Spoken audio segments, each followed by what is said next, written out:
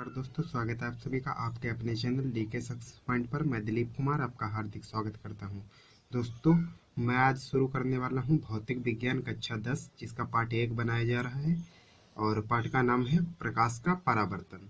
तो देख लेते हैं बिना टाइम वेस्ट किए प्रकाश, क्योंकि प्रकाश का परावर्तन चैप्टर का नाम ही है, तो हमें प्रकाश पता होना चाहिए।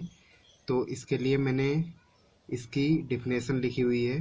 प्रकाश ऊर्जा का वह रूप है जो हमारी आंखों में संवेदना उत्पन्न करता है। प्रकाश ऊर्जा का वह रूप है जो हमारी आंखों में संवेदना उत्पन्न करता है। तो ये हमारी प्रकाश की डिफिनेशन हो गई। जो प्रकाश किरणें आती हैं वो पहले किसी वस्तु में जाती हैं और वस्तु से टकराकर वो हमारी आंखों में आती हैं, तब हमें वो वस्तु दिखाई देती है। इसके बाद में हम देख लेते हैं कुछ प्रदीप्त और कुछ अप्रदीप्त वस्तुएं। तो जैसे कि प्रदीप्त वस्तुएं, ऐसी वस्तुएं जो स्वयं प्रकाश उत्पन्न करती हैं, जैसे सूर्य, विद्युत बल्ब, मोमबत्ती आदि। ये वस्तुएं कुछ हैं जो स्वयं प्रकाश उत्पन्न करती हैं। अब जो अप्रदीप्त वस्तुएं हैं, जैसे कि जो दूसरे की प्रकाश से हमें दिखाई देती हैं, ऐसी वस्तुएं जो स्वयं प्रकाश उत्पन्न नहीं करती अप्रदीप्त वस्तुएं कहलाती हैं। जैसे चंद्रमा। चंद्रमा आपको पता होगा सूर्य की प्रकाश से हमें दिखता है। और मेज और कुर्सी, दीवार, कुछ भी आप समझ लीजिए जो प्रकाश उत्पन्न नहीं करती। और आगे हम देखेंगे प्रकाश का प्रकीर्ण। प्रकाश का रे ऑफ लाइट, प्रकाश का प्रकीर्णन हम समझेंगे। तो किसी पारदर्शी समांग माध्यम में गति करते हुए प्रकाश जिस मार्ग से होकर जाता है उसे प्रकाश किरण कहते हैं। जब ये प्रकाश किरणें समूह के रूप में मतलब इकट्ठा होकर किसी एक ही दिशा में चलती हैं तो इसे प्रकाश किरण पुंज कहते हैं।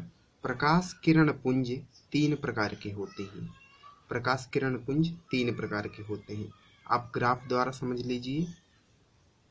ये पुंज के रूप में इधर पुंज बन जाता है। ये एक एक आकर एक स्थान पर मिलती हैं और ये एक स्थान से आती हुई प्रतीत होती हैं और ये समांतर किरणें हैं। जैसा कि आपको पता होगा अपसारी प्रकाश किरण पुंज, अपसारी प्रकाश किरण पुंज और समांतर प्रकाश किरण पुंज। तो हम एक एक करके देख लेते हैं। तो पहले अभिसारी प्रकाश किरण पुंज। तो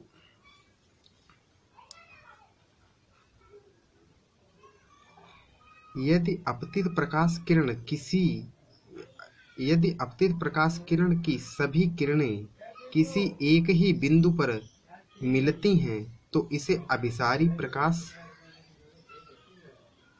किरण पुंज कहते हैं।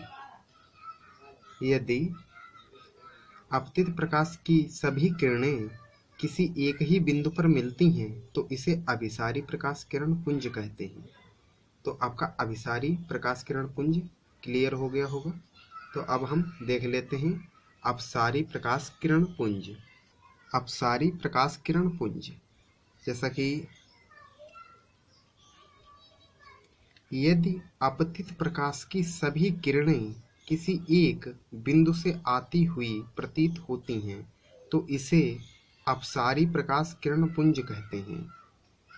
तो दूसरा वाला ग्राफ जो मैंने दिखाया था वो भी क्लियर हो गया। अब समांतर प्रकाश किरण पुंज, जो कि 3 प्रकार के प्रकाश किरणें 3 प्रकार की होती हैं, जो कि तीसरा प्रकार है समांतर प्रकाश किरण पुंज। यदि अपतित प्रकाश की सभी किरणें एक दूसरे के समांतर हों तो इसे समांतर प्रकाश किरण पुंज कहते हैं। अब हम देख लेते हैं कुछ प्रकाश के गुण होते हैं जो हमें जानना जरूरी होता है। प्रकाश के गुण। पहला गुण, प्रकाश विद्युत चुम्बकीय तरंगों के रूप में चलता है। ये तरंगे अनुप्रस्थ होती हैं। प्रकाश जैसे कि बिजली में जो हमारा विद्युत आता है उसी प्रकार से जितनी गति से आता है लगभग माना गया है कि बिजली की गति और प्रकाश की गति लगभग सेम होती है। तो ये विद्युत चुंबकीय तरंगों के रूप में चलता है। ये तरंगे अनुप्रस्थ होती हैं। दूसरा हमारा हो जाता है प्रकाश संचरण के लिए माध्यम की आवश्यकता नहीं होती है, यह निर्वात से होकर गुजर जाता है। निर्वात में प्रकाश की चाल 3 × 10⁸ मीटर सेकंड होती है। इसके बाद में तीसरा है साधारणतः प्रकाश सरल रेखा में चलता है। चौथा है दृश्य प्रकाश की तरंग दैर्घ्य 4000 से 8000 एंगस्ट्रॉम होती हैं। ये दृश्य प्रकाश, ये आप आगे जानेंगे। दृश्य प्रकाश, संगीत प्रकाश, ये सब आप आगे जानेंगे। इसके बाद में पांचवा हो जाता है चमकदार तलों में प्रकाश का परावर्तन हो जाता है। छठवां है जब कोई प्रकाश किसी एक पारदर्शी माध्यम में जाता है तो प्रकाश का परावर्तन हो जाता है। और सातवां है प्रकाश किसी एक अपारदर्शी माध्यम जैसे लकड़ी, लोहा आदि से होकर नहीं गुजर सकता। जैसे लकड़ी, लोहा या फिर दीवार, ऐसी चीजों से होकर नहीं गुजर सकता। अब हम देख लेते हैं प्रकाश का परावर्तन कैसे होता है। तो प्रकाश का परावर्तन, जब कोई प्रकाश किसी चिकने या पालिशदार तल से टकराता है तो उसका अधिकांश भाग तल से टकराकर उसी माध्यम में लौट जाता है। इस घटना को प्रकाश का परावर्तन कहते हैं। ठीक है, इस घटना को प्रकाश का परावर्तन कहते हैं। और अब हम ग्राफ द्वारा ग्राफ द्वारा जिस तरीके से ये दिख रहा है, M1 M2 कोई दर्पण है, दर्पण शीशा, और ये आपतित किरण आने वाली किरण है, और ये इस तल से टकराकर, दर्पण से टकराकर और वापस जाने वाली परावर्तित किरण है। तो AB आने वाली किरण और BC जाने वाली किरण, और इनके बीच में जो N अभिलंब खींचा गया है, तो अभिलंब और आपतित किरण के बीच के कोण को I कहते हैं, अर्थात आपतन कोण। और परावर्तित किरण और अभिलंब के बीच खींचे जाने वाले कोण को R, परावर्तित कोण कहते हैं। अब हम देख लेते हैं इसकी थ्योरी की आप इसे लिखेंगे कैसे। तो आप इसे लिख सकते हैं, प्रकाश जिस तल से परिवर्तित होता है उसे परावर्तन तल कहते हैं। इसे परावर्तन तल कहते हैं, परावर्तक तल कहते हैं। किसी दर्पण पर गिरने वाली प्रकाश किरण किसी दर्पण पर गिरने वाली प्रकाश किरण AB को आपतित किरण कहते हैं। दर्पण से परावर्तन के बाद लौटने वाली प्रकाश किरण BC को परावर्तित किरण कहते हैं। आपतित किरण दर्पण के जिस बिंदु पर आपतित होती है उसे आपतन बिंदु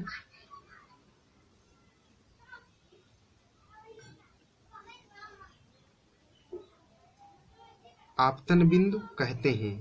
आपतन बिंदु से दर्पण पर खींचा गया लंब रेखा अभिलंब कहलाती है। आपतित किरण तथा अभिलंब के बीच बने कोण को आपतन कोण तथा परावर्तित किरण व अभिलंब के बीच बने कोण को परावर्तन कोण कहते हैं। अब परावर्तन के नियम देख लेते हैं। परावर्तन के नियम, परावर्तन के 2 नियम होते हैं। पहला, आपतित किरण, परावर्तित किरण तथा आपतन बिंदु, आने वाली किरण, जाने वाली किरण, और बीच में जो लंब खींचा गया आपतन बिंदु, जो आपतन बिंदु जहां पर आती है और जहां से परावर्तित होकर जाती है। आपतित किरण, परावर्तित किरण तथा आपतन बिंदु पर खींचा गया अभिलंब तीनों एक ही तल में होते हैं। दूसरा है, आपतन कोण तथा परावर्तन कोण सदैव बराबर होते हैं। आपतन कोण कौन था? आई था। और परावर्तन कोण आर था। और ये कोण को ऐसे प्रदर्शित करते हैं। तो कोण आई बराबर कोण आर। तो आशा करता हूँ ये वीडियो आपको अच्छा लगा होगा। अगर वीडियो अच्छा लगा है तो लाइक करिए, कमेंट करके बताइए कैसा लगा। और चैनल पे पहली बार आए हैं तो चैनल को सब्सक्राइब करके बेल आइकन को प्रेस कर लीजिए, जिससे हमारी नई आने वाली वीडियो की अपडेट आपको मिल जाएगी। और इसी चैनल पे आपको पूरा कक्षा 10 का विज्ञान पढ़ाया जाएगा, जो कि डेली एक वीडियो अपलोड की जाएगी। और अगर आप यूपी बोर्ड के छात्र या बिहार बोर्ड, छत्तीसगढ़ बोर्ड या मध्य प्रदेश बोर्ड के छात्र हैं तो आप हमारे चैनल पे रहकर अच्छे से अपनी बोर्ड की तैयारी कर सकते हैं और अच्छे अंक ला सकते हैं। और मिलते हैं अगले वीडियो में। तब तक के लिए जय हिंद, जय भारत, वंदे मातरम।